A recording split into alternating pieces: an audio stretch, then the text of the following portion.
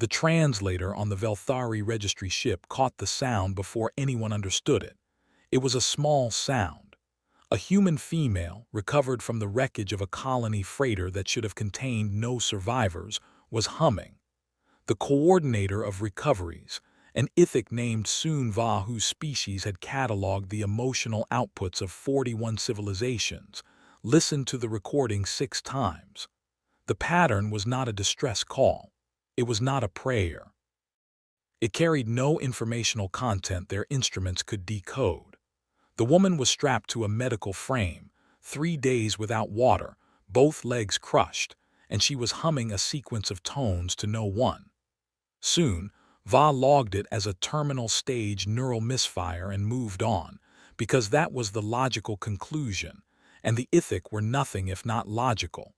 It would be 11 years before anyone in the galaxy understood that the woman had been counting, that the tones were a code, that she had been memorizing the layout of the ship that captured her, mapping every corridor through sound because they had taken her sight, and that she was transmitting that map outward on a frequency the recovery vessel's own sensors were rebroadcasting without knowing it, straight into the dark, toward a listener no one believed existed.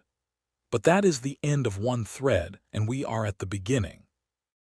The thing that mattered first, the thing that started the slow, cold dread that would eventually wrap itself around 200 member species of the conquered, was much simpler. It was the children. And the reason it took so long for anyone to feel afraid was that, at the time, taking the children had seemed like mercy. Here is what the conquered believed, and it is important to understand that they believed it sincerely, because sincerity is what made the catastrophe possible. They believed humans bred faster than they could care for. They had observed Earth for 2 generations through relay drones disguised as debris, and the numbers were alarming by conquered standards. Human populations expanded into famine, into war, into ecological ruin, and still expanded. To the conquered, whose member species had each survived the Great Filter by learning ruthless reproductive discipline, this looked like a species drowning its own young. And among the data, one statistic stood out as the proof of their suffering. Human children, more than any other observed species, were lost to accident, to violence, to neglect, to the simple statistical cruelty of a world too large and too indifferent.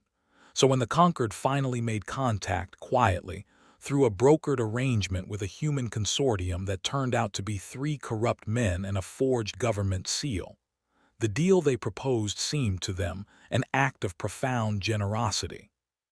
They would take a portion of Earth's most vulnerable children.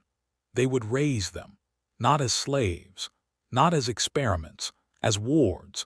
They would give them a galaxy, and in exchange they asked for nothing but mineral rights to a system humans hadn't reached yet and never would at their current trajectory. The 3 corrupt men signed. 40,000 children were gathered over 18 months under the cover of an international relocation and education initiative. They were taken from refugee corridors, from orphanages, from disaster zones, from the kinds of places where a missing child generates a paper trail thin enough to dissolve. And then they were gone, distributed across 900 host worlds, their records sealed under the conquered welfare statute, their existence formally classified as a humanitarian success. For 3 years, the conquered congratulated itself. This is the first mystery, and I want you to hold it, because it does not resolve the way you think it will. The conquered genuinely could not understand why, when Earth's true governments finally pieced together what had happened, they did not negotiate. They did not send diplomats. They did not file claims through the conquered's own welfare arbitration courts, which had ruled in favor of dispossessed parents in other species before, and would almost certainly have ruled for partial repatriation. They did not even, at first, express anger. Earth went silent for 140 days, and then it sent a single transmission to the conquered's central relay, addressed to no one and everyone, containing no demands, no threats, no terms. It contained a list, 40,000 names, First name, last name, date of birth, and beside each one, a single word that the Concord's translators rendered after much debate as ode.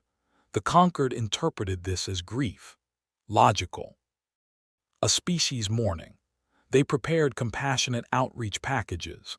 They drafted apologies.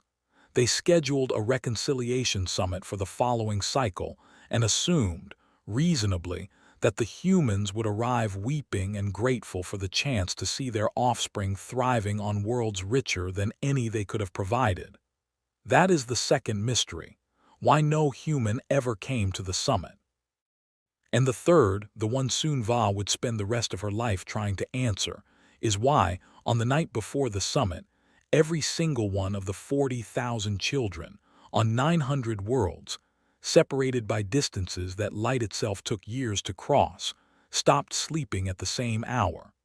Not approximately the same hour. The same hour. Synchronized to the second across a region of space so vast that no signal could have coordinated it.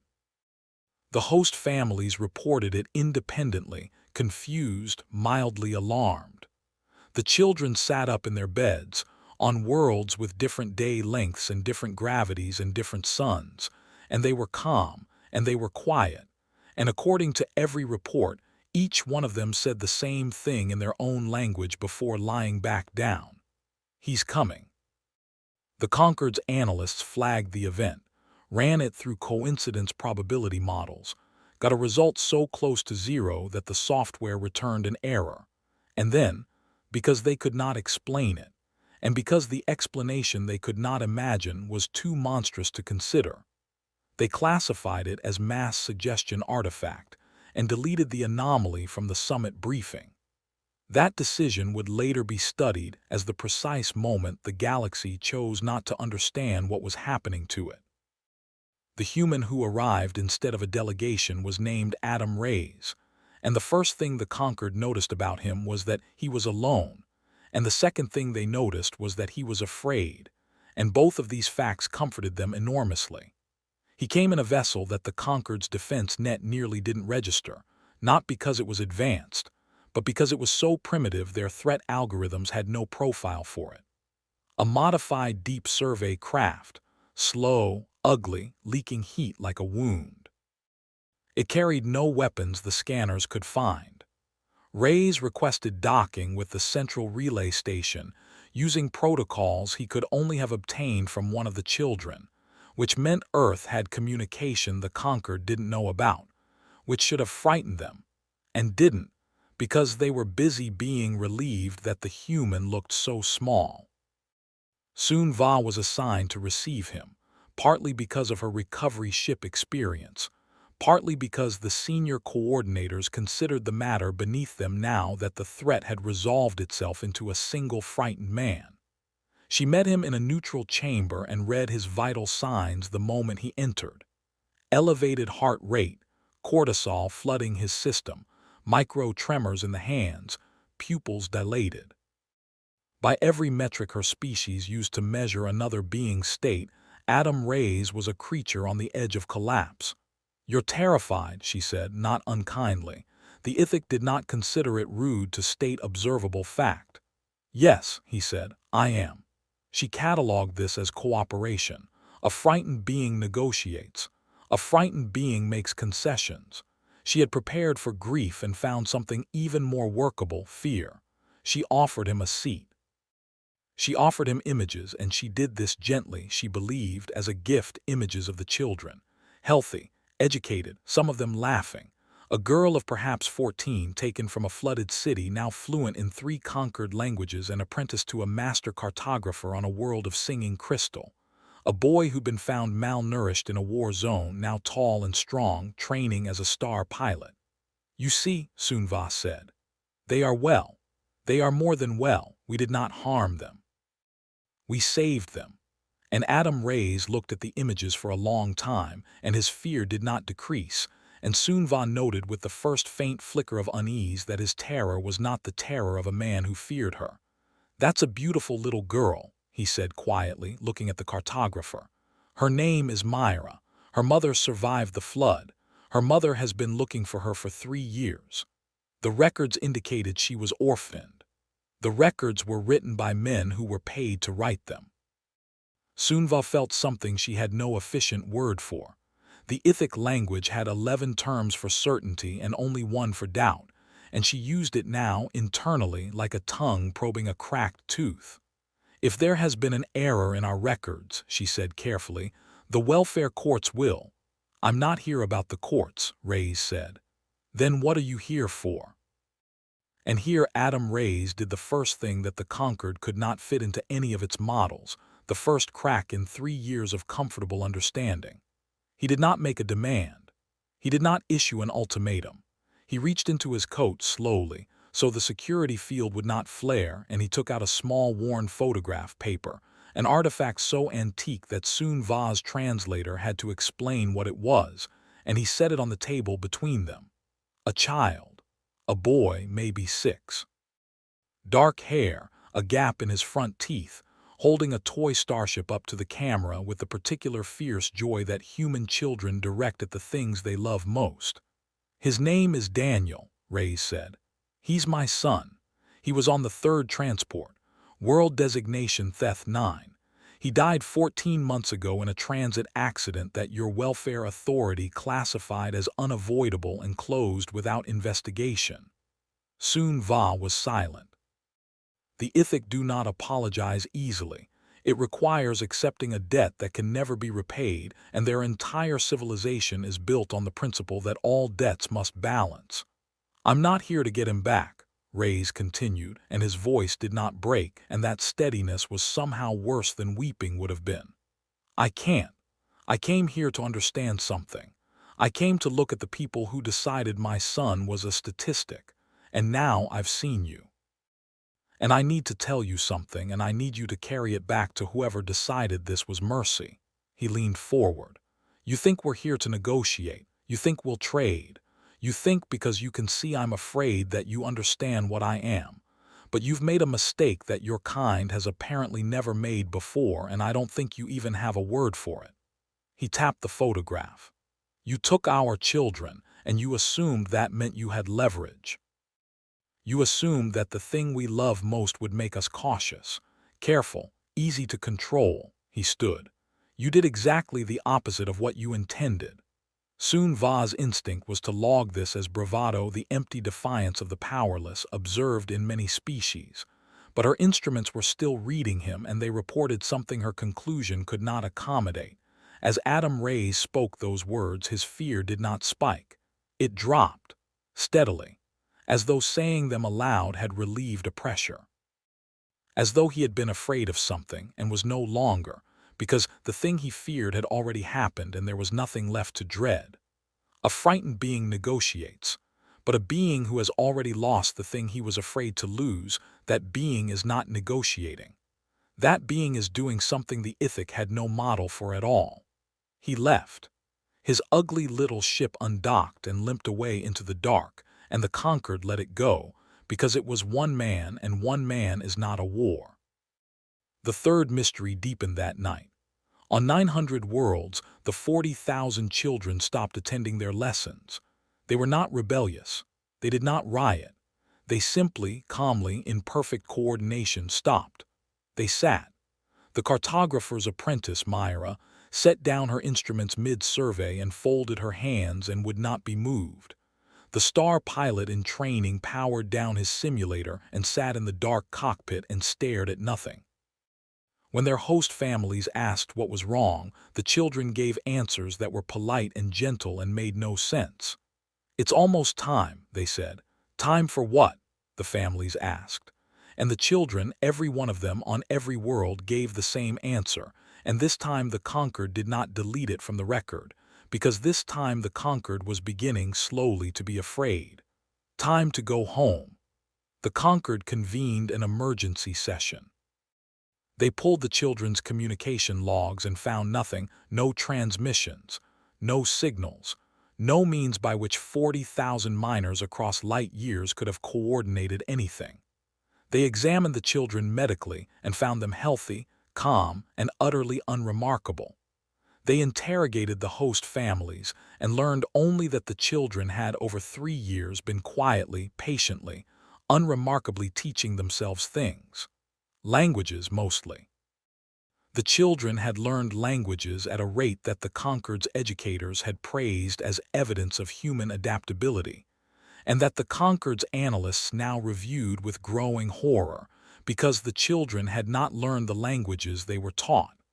They had learned other ones: technical dialects, engineering protocols, the internal command languages of conquered ships and stations, the kind of thing no ward should ever have access to, assembled piece by piece over 3 years from overheard fragments, from discarded manuals, from the careless conversations of beings who never imagined their pets were listening. 40,000 children, embedded across 900 worlds, fluent, by now, in the operational language of the very civilization that had taken them. Sun-Va stood before the emergency session and presented this and watched the certainty drain from a room full of beings who had 11 words for it. They were not assimilating, she said. We believed they were assimilating. They were infiltrating. And I do not believe they decided to do this after they arrived. She paused and made herself say the thing that had kept her awake. I believe they were doing it from the first day. I believe a 6-year-old human taken from a war zone sat in our care and began, without instruction, to learn how to take us apart from the inside. And I believe every one of them did the same, alone, without coordination, because it is simply what they are. A senior coordinator, an armored quill named Hesk Tor, dismissed this. Children do not plan invasions. No, Sun-Va agreed. They don't. That is what frightens me. There was no plan, a plan we could find. A plan we could disrupt. This is not a plan. This is a species doing what it does the way water finds the cracks in stone. We did not capture 40,000 hostages. She looked around the chamber. We swallowed 40,000 seeds. They voted to relocate the children to a single secure world where they could be monitored and contained. It seemed, again, like the logical choice.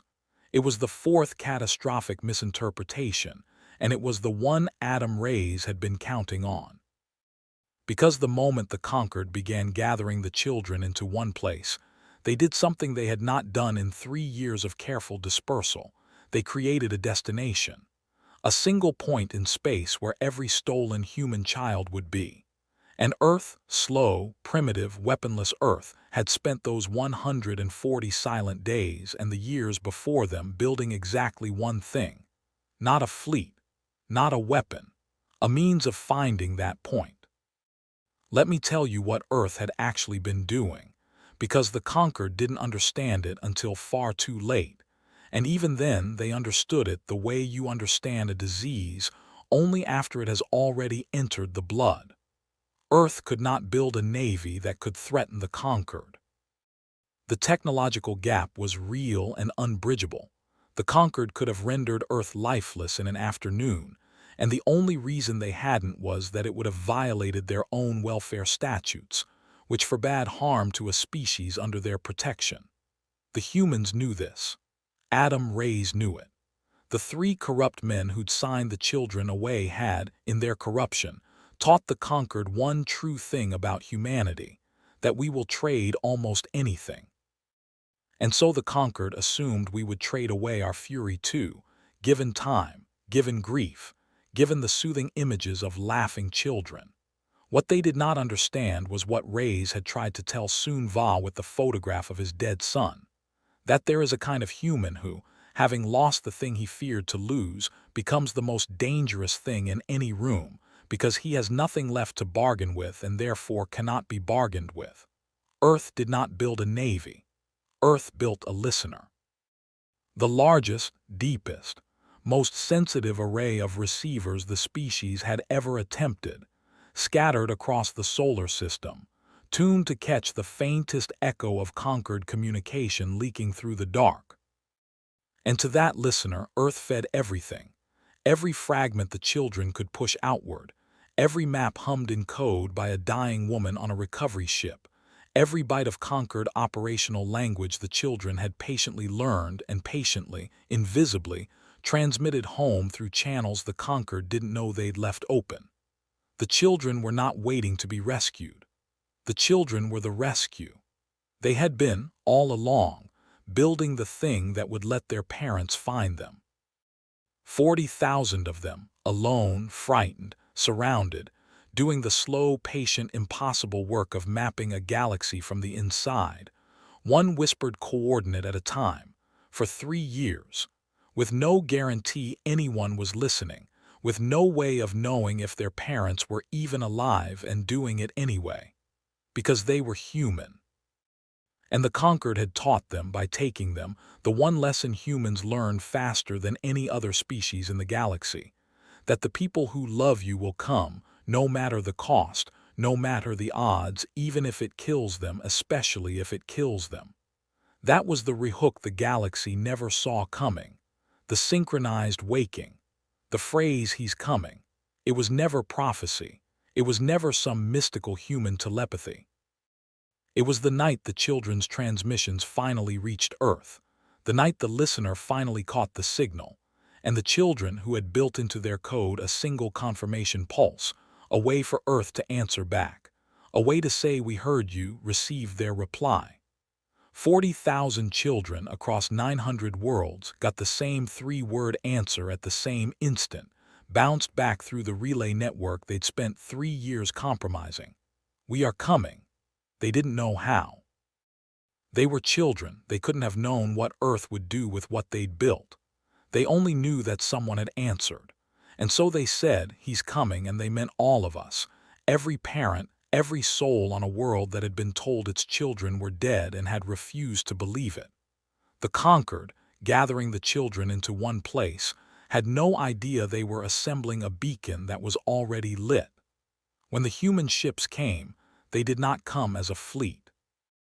Soon Va was on the containment world designation Oran Seth, a quiet agricultural planet chosen for its remoteness. When the first one arrived, and she would describe it for the rest of her life as the moment she understood that her civilization had been measuring the wrong thing. It was a single ship, then another, then 9, then 400. They translated in over the course of 6 hours, not in a wave, not in a coordinated strike formation, but raggedly, individually, like survivors stumbling out of a storm. And they were wrong. They were all wrong. Salvage haulers with engines bolted to their hulls at angles that should have torn them apart. Mining vessels with their cargo holds packed with people instead of ore. Colony arcs centuries out of date. Ships that had no business crossing interstellar distances, and had clearly done so at the cost of crews who'd absorbed radiation doses the conquered could read from orbit, lethal doses. Doses that meant half the beings aboard those ships were already dying as they arrived and had flown anyway. The conquered defense net locked on and found nothing to fear. The ships had almost no weapons. The few they carried were crude, makeshift, the kind of thing you'd build in a desperate hurry from civilian parts. By every metric the conquered used, this was not an invasion fleet. It was a refugee column. It was the death rattle of a species throwing itself uselessly against a wall. Hesk Tor, the armored quill, laughed a grinding sound. "This is their war. This is what we feared. They've sent their poor to die at our gates." And soon Va, watching the ships, watching the radiation readings, watching the sheer suicidal commitment of beings who had flown themselves to death's edge to reach this single quiet world, felt the last of her certainty go cold and silent inside her. "No," she said. "Look at what they brought. They didn't bring weapons. They didn't bring soldiers." She magnified the image of the nearest ship, and through its viewport she could see them. Not warriors, not pilots, but ordinary humans, gaunt, sick, exhausted, pressed against the glass and looking down at the planet with an expression her instruments could read perfectly well, and her mind refused to accept. They brought parents. The conquered hailed the ships and demanded their surrender. The reply came on every channel at once, in flawless Concord command language, and it was not from the ships. It was from the children, on the planet below. 40,000 of them who had walked calmly out of their containment dormitories during the night, past guards who had never imagined wards would simply leave, and who now stood in the open fields of Orun Seth under the open sky, looking up. And the message they sent was not a threat. It was a single transmission, broadcast outward, and it was Myra's voice, the cartographer's apprentice, 14 years old, who had spent 3 years mapping the stars for a reason no one had understood until this moment. And she said, "We mapped the way. Come down." Here is the thing the Conquered did when they realized the children were exposed in the open, beyond the protection of the containment facility, with 400 dying human ships descending toward them. They made a decision rooted in 3 years of sincere, catastrophic, well-meaning logic. They decided to protect the children. They scrambled their planetary defense forces, not to attack the descending ships, but to gather the children to bring them back inside, to shield them from the radiation-soaked vessels and the desperate dying parents who might, the Conquered reasoned, harm them in their grief-maddened state. And so it happened that when the first human ships touched down in the fields of Orun Seth, when the first parents stumbled out into the air of an alien world to find their children, the children they had crossed a galaxy and burned their own lives to reach, they found Conquered soldiers standing between them and their sons and daughters. The soldiers were not there to hurt the children. Soon, Va would insist on this until the end of her days, and it was true. They were there to protect them. But a dying human father who has flown himself to the edge of death to reach a child he was told was lost, who has spent every cell of his body for this single moment, does not see the difference between a soldier who would harm his child and a soldier who simply stands in the way. There is no difference. There was never going to be a difference. What happened in those fields was not a battle. The Conquered's own records refuse the word. It was something the galaxy had no precedent for and no defense against. The humans had no weapons that mattered. They were sick, half of them already dying. They were outnumbered and outgunned and out-teched by an order of magnitude that should have made the outcome a formality. They came anyway. They walked into the defensive fire. They absorbed losses that any rational species would have found unbearable, and they did not stop. They did not break. They did not even slow because, and this is the thing soon Va finally understood, standing on a ridge above the fields, watching through instruments that kept insisting the humans should have been rooted an hour ago, they were not trying to win a battle. Winning had never entered into it. They were trying to reach their children, and the only way to make a human stop trying to reach their child is to kill the human. And even then, the Conquered learned. Even then it didn't always work, because a dying human would crawl, would drag a ruined body across a field under fire toward a small, familiar face, and would die reaching with their hand outstretched, having closed the distance by a meter, by half a meter, by the length of a single desperate arm. And the children came to meet them. That was the thing that broke the Conquered soldiers, the thing that made them lower their weapons one by one in defiance of their orders. The children, who they had been trying to protect, were running toward the gunfire, toward the dying, screaming names, and there is no soldier in any galaxy who can keep firing into a space where children are running to embrace their parents.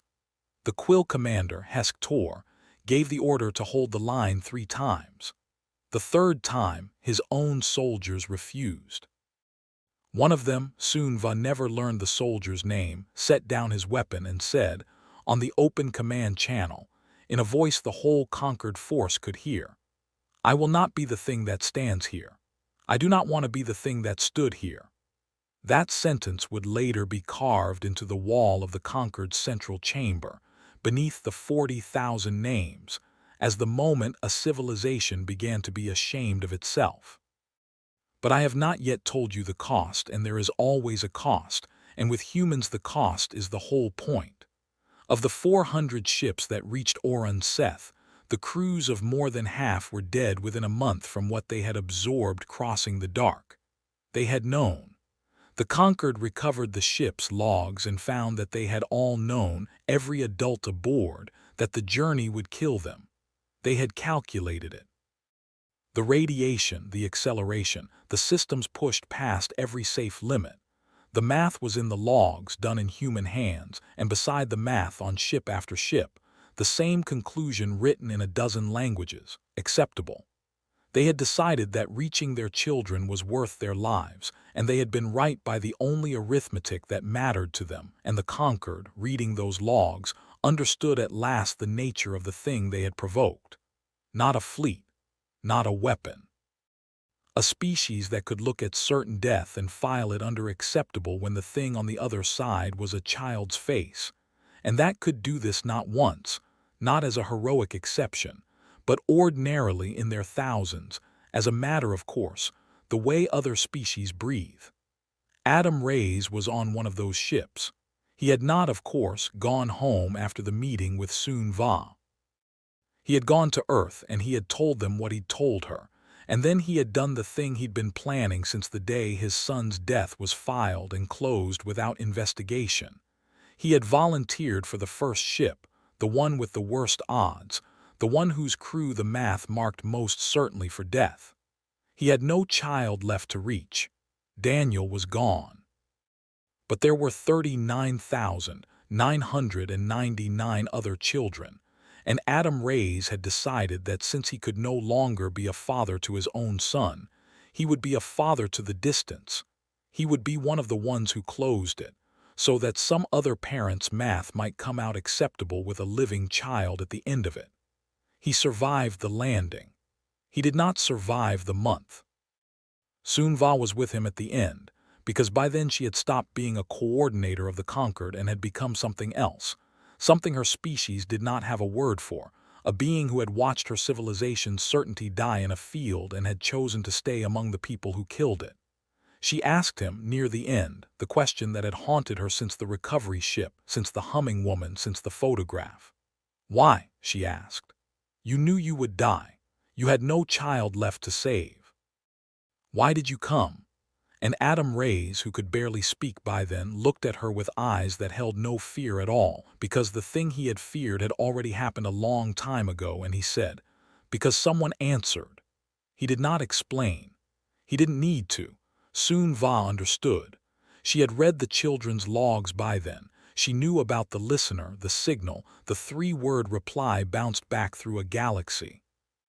She knew that 40,000 children had spent 3 years building a way home with no guarantee anyone was on the other end. And she understood that the answer, "We are coming," had not been a promise of victory. It had been a promise of presence. "We will not let you be alone in the dark, whatever it costs. We will close the distance, even if closing it ends us, because the alternative, a child, alone in the dark, believing no one is coming, was the one thing humans had collectively, instinctively, across an entire species, decided was unacceptable. The Conquered did not lose a war at Orun Seth. There was no war to lose. What the Conquered lost was something harder to recover from, the belief that they understood what they were dealing with. They had measured humanity by its technology and found it primitive.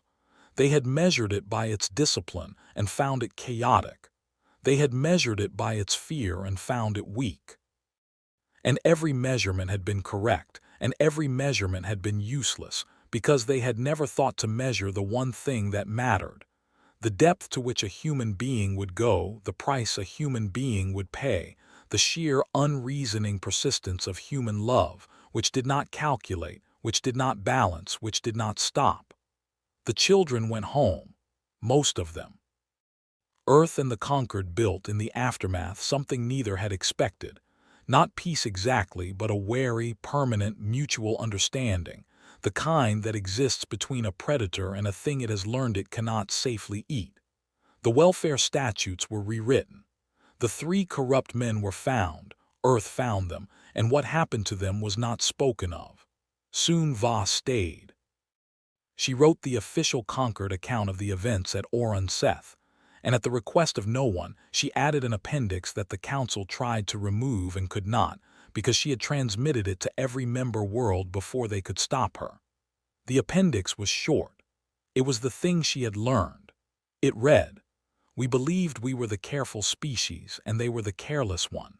We had survived our great filter by learning to stop, to ration, to discipline, to never spend more than we could afford. We thought this was wisdom. We thought this was the highest form of survival, and we pitied the humans for never learning it. We were wrong. They learned it too. They simply decided as a species that there are things worth not stopping for. We measured their weakness correctly. We never understood that their weakness and their strength are the same thing, and that we will never possess it, and that this is the reason we should be afraid. There is one more thing. The humming woman from the recovery ship, the one Sunva logged 11 years before as a terminal stage neural misfire, was not, it turned out, the first human the Concord had taken. She was the first who'd been recovered, but the records, once Earth got hold of them, showed others. Earlier, humans the Concord had quietly collected over the decades of observation, studied, and lost. And every one of them in their final transmissions, in their dying signals, had done the same thing the humming woman did. They had not begged. They had not raged. They had spent their last conscious moments pushing information outward into the dark, coordinates, maps, fragments, anything, on the slim, irrational, statistically hopeless chance that somewhere, someone was listening, and that if they were, this might help bring them home. They had all been building the listener, for decades. Each one alone, each one dying, each one with no way of knowing whether their final desperate gift would ever be received. They had done it anyway. Because that is the thing about humans that the galaxy finally understood and never stopped being afraid of. A human alone in the dark, with no hope, with nothing left, with death already inside them, will still reach outward, will still spend their final breath on the chance that someone might be coming. And across the cold, indifferent vastness of the galaxy, against every law of probability and reason, the terrible, beautiful, unbearable truth the Concord learned at Orun Seth was this: someone always was.